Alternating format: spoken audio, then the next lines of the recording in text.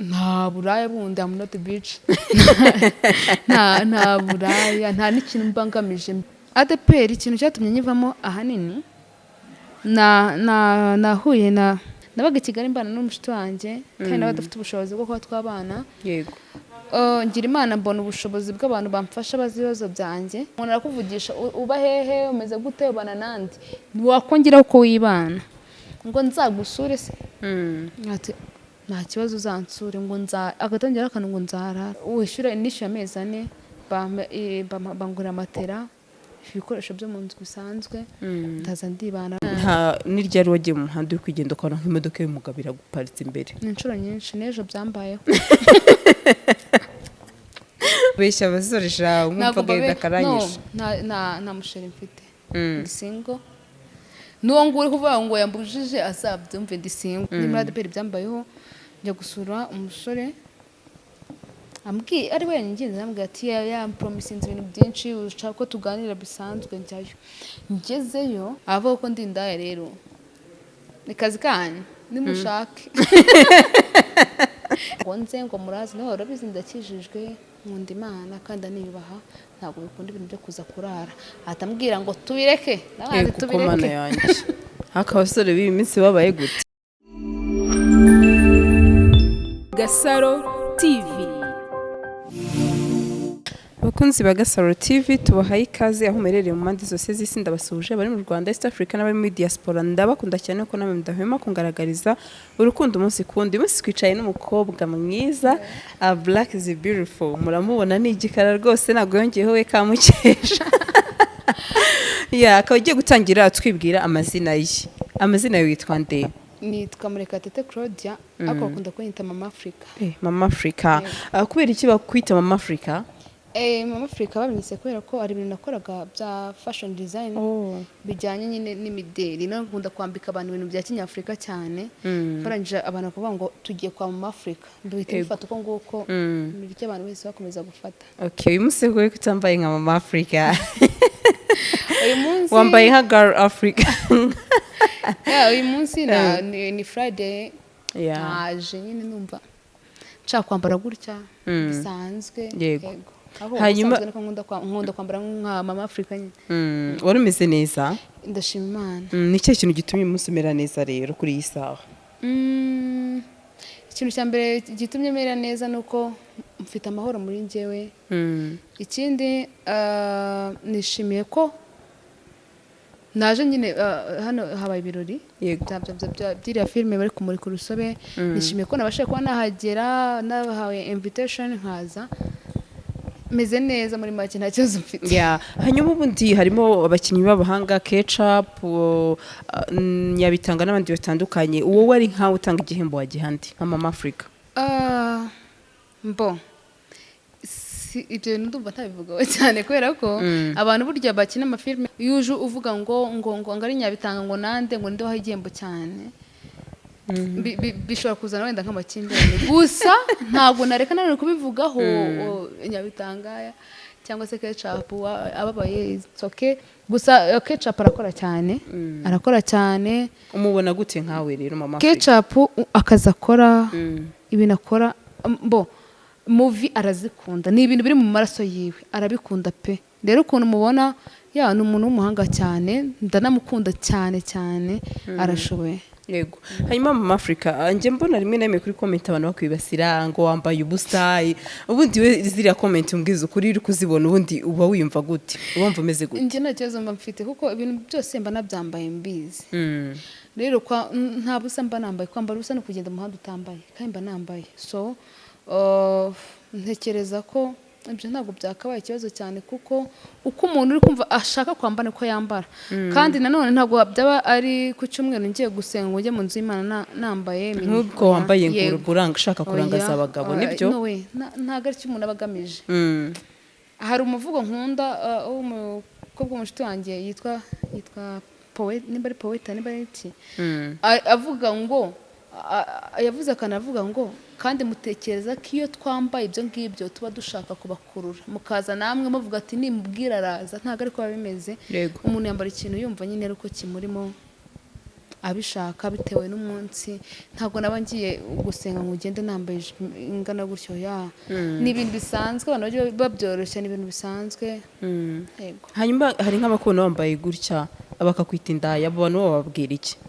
Sibyo ko nta muntu urabinyita kubera ko bivuze nkurikije comments z'abantu umuntu ashobora kumubona gutya akavuga ngo indaya arabivuga kuko we niko ari kubibona, ntabwo nawe namuca urubanza, afite impamvu ari kubivuga uko nguko, ariko nta buraya bundi, I'm not a bitch. nta buraya, nta n'ikintu mbangamije mbyambara kuko mva mbishatse, nkuko nawe wenda nk'umumama iyo agiye kudodesha igitenge adodesha iribaya yumva ashaka, cyangwa ati nshaka ririya ribaya rigezweho, modeli ashaka, nkaba ati wenda ino modeli igezweho akabyambara. Rero numva nta kibazo kiba kibirimo cyane ko umuntu abyambara nta kindi agamije, ko yumva ashaka kubyambara gusa. Hanyuma hari ikintu nibaza, wahoze uri muri ADEPR? Ndibeshye? Ntabwo beshye. Ndashaka kutubwiza ukuri, waviriyemo iki? Uyu munsi n'ubundi navuga ngo ADEPR ntabwo ari iryo dini ryonyine, ntibaze kunyumva nabi, kuko n'ubundi wagiye mu Islam ugasenga, wajya muri Catholic ugasenga, ndetse n'ahandi hose haba Imana. Ni ikihe kintu cyatumye mu Afrika afata umwanzuro wo kuvuga ati ADEPR reka nyivemo, uyu munsi wisiga maskara hejuru y'amaso nkatwe twese, tiro nkatwe twese, byagenze biti? Ndetse ni ikihe kintu cyatumye ufata icyo cyemezo? Tuzi ko benshi bakuriye muri ADEPR kugira ngo bavemo bigoye.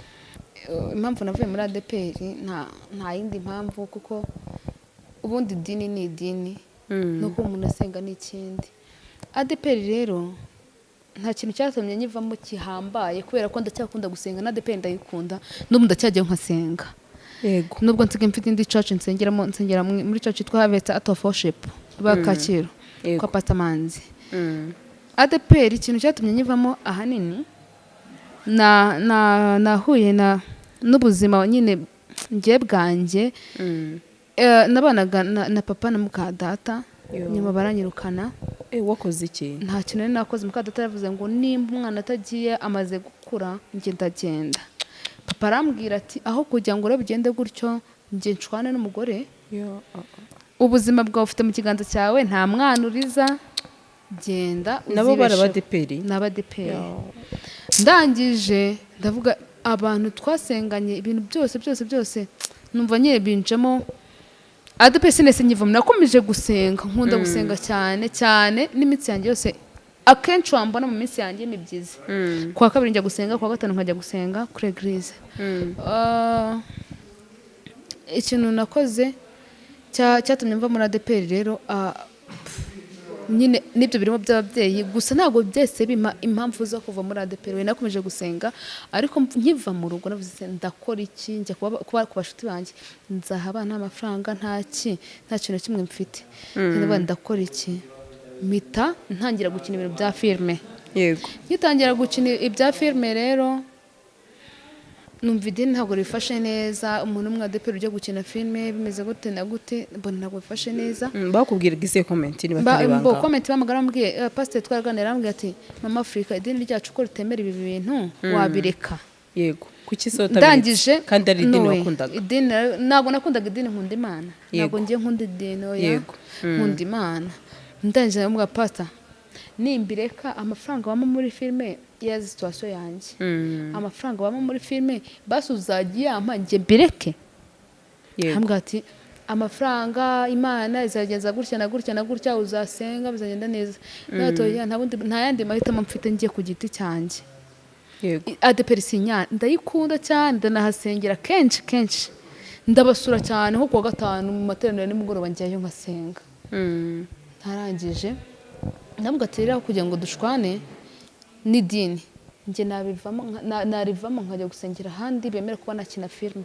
Pastor arambwira ati n'ubundi idini ni umupasiteri w'Inyanza, arambwira ati n'ubundi idini ni idini, ariko nimba koko nk'ukuntu ukunda Imana, ukuntu mbizi ukunda Imana, nimba ukomeje kuba wumva wasenga, ariko ADEPR ntabwo izakomera gukina filme. Njye nkunda gusenga cyane. Arambwira ati rero nushaka uzahindura idini pe, ariko uzakomeza usenge. Icyo kintu narasimbwiye sinjye nkibagirwa, uzakomeza usenge. Agera abizi cyane ukuntu akunda gusenga igihe cyose. Nakerewe noneho nkaza niruka nkaraca ibiti n'ababoye hose byagenze bite. Ntabwo tuzakomeze gusenga gusa idini rya ADEPR ntabwo ryemera ibyo bintu, ariko si nkubujije kuba wajya muri rindi dini ukomeze akazi kawe nta kibazo. Ni uko nkora guhindura idini narinde, nta mpamvu ya ADEPR mbi ihari kuri njyewe, ndarihindura nyivamo uko nguko nyine bitewe n'ibyo bibazo by'ababyeyi twasenda baye abantu twasenganye nibo bampindutse abantu byenze gute na gute, ibyo sinabigenderaho mba mbiretse. Hanyuma ngiye mu bya filime ndi gushaka ubuzima, mbiganira pastor aramubwira ati wahindura idini kuko ADEPR ntabwo izakwemerera. Uyu munsi mbonye gute no mu rugo? Ese byibuze ugenda bukakirwa nk'umwana cyangwa se nanu baragutereranye? Mu rugo bakimara kumbwira ngo ngende nta muntu n'umwe twiyongeye kuvugana. Ntabwo nakomeje nyine kuvugana no mu rugo, baranyihoreye kuva nyine icyo gihe cyose. Nta muntu yongeye kumvugisha, baramubwira ubuzima ni wowe ufite mu kiganza cyawe, nta mwana uriza, ibibiye byawe ntibizakunanira aho kuba uzashake. Ndavuga rero nta mpamvu nkajyana nambandikira abarumuna banjye bo turavugana kuko ntabwo tuvugana ku babyeyi bose. Yego. Ndi umuhererezi kwa mama nkaba imfura kwa papa. Ndangije ndavuga ese ubuzima niko bugomba kugenda mu isi kandi isi ni ibigeragezo. Ndavuga ati rero nimba bavugisha ntibamvugishe, ntibazi uko meze ubu ngubu, ntibazi ubuzima mbayeho, ntibazi iki. Rero ntabwo twongeye kuvugana. Biri bimwe mu bintu byatumye nza no Musanze. Nabaga i Kigali mbana n'umushiti wanjye kandi nawe adafite ubushobozi bwo kuba twabana. Yego. Ngira Imana mbona ubushobozi bw'abantu bamfasha bazi ibibazo byanjye. Ndaramubwira ati shaka inzu. Ndavuga ati inzu zidahenze kandi ziri ahantu heza ni Musanze. Niko kwimuka rero nza kuri Musanze. Hanyuma uyu nusa ahubana nande bwo? Ndibana wenyine. Abantu baranyishuriye. Wishyura nishyuye amezi 4.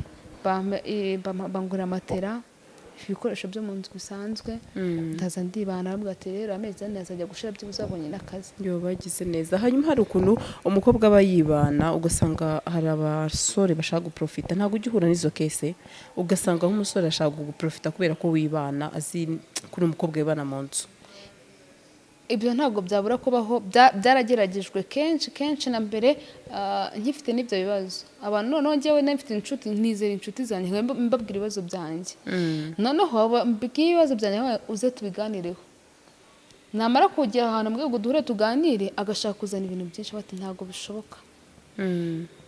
Bikarangira dushwanye kuko kanya bigata dushwana. Rero aha ngaho Musanze nta bantu turahamenya na mama zigiye gitoya, nta bantu turahamenyana, gusa nanone ntibibura umuntu arakuvugisha uba hehe umeze gute ubana nandi, wakongeraho ko wibana ngo nzagusure se. Ati nta kibazo uzansure ngo agatangira akantu ngo nzarara, watoya ntabwo bishoboka. Ntabwo bishoboka, ngiye ndibana mba mu nzu ntoya, ntabwo bikunda ko umuntu yaza ngo ansure ngarare. Nisuko yumva yararaye. Nanjye gusinze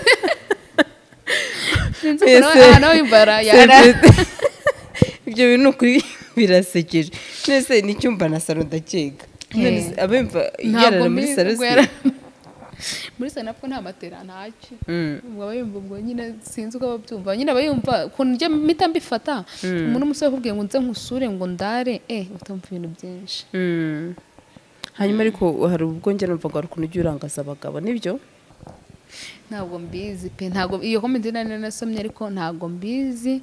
Nimba barangaza bamuparira Imana imbabarire ariko ntabwo barangaza. Twigire mu buzima busanzwe. Nta nirya ari wagiye mu muhanda uri kugenda ukabona nk'imodoka y'umugabo iraguparitse imbere? Ni inshuro nyinshi, n'ejo byambayeho. Byagenze gute? Ndi kugenda numva umuntu aransifuye arahagaze ngira ngo ni umuntu tuziranye. Wagiye kumbwira kuri agapfukamunwa mbona simuzi, arangije arambwira ati se twavugana nta kibazo ugiye hehe? Ndamubwira waretse nkakugenda yahangiye gufata moto, reka nkugezeho nta kibazo. Ndoya ngiye kwifatira moto nitahire. Gusa ibyo bintu ni ibintu bibaho kenshi, ntago ari njye nyine bibaho, abakobwa benshi bibaho. Ni ibintu bisanzwe. Rero nimba wahura n'umuntu ibyo izo defo wenda ziriho cyane, ni irari, ntabwo mbizi.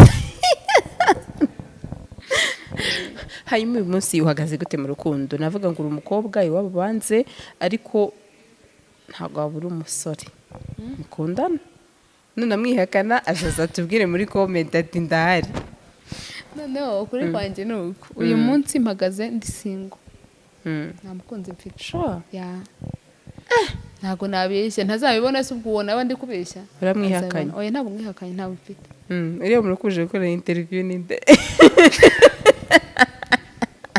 ni umushyitsi wanjye twazanye reka ngushyire hanze ngo sheri ngo ikore ikiganiro ni umushyitsi wanjye none nawe azakireba byanze bikunze kuko niba yambujije ko nagikora azajya uzatanga ibisobanuro wenda umubeshya abakobwa b'i Kigali mubeshya abazoresha mwumva gahunda karanyisha nta musheri mfite singo n'uwo nguwo uri kuvuga ngo yambujije azabyumve ndi singo ntabwo ni umushyitsi wanjye bisanzwe nta kindi reka ndeke kuvuga ibyo twaganiriye mu gikari ntamenye ibanga hanyuma reka nkwibereze mu Afurika tujye twumva ngo abapasiteri bo muri ADEPR hari ukuntu bagira ingeso yo gushaka kuzana indi mico ku bakobwa ibyo bintu ubona biterwa n'iki kandi tuba tuzi ko ako kantu gashaka karabaye kuri n'uyu mukobwa tuba tuzi ko twebwe bo hanze bandi madini ni abantu bakijijwe ni abantu mbese bataba nk'abubu reka mvuga gutyo ariko njya ntangazwa cyane ukumva abakobwa benshi ati navuye muri ADEPR kubera iyi mpamvu maze njyegura n'abakobwa benshi bavuye muri ADEPR akambwira impamvu nk'iyo ngiyo njye ntabwo najyanga ngo mbabeshyere wenda we aba yarahuye nabo ariko njye ntabwo twahuye nta mupasiteri wigeze umbwira ibyo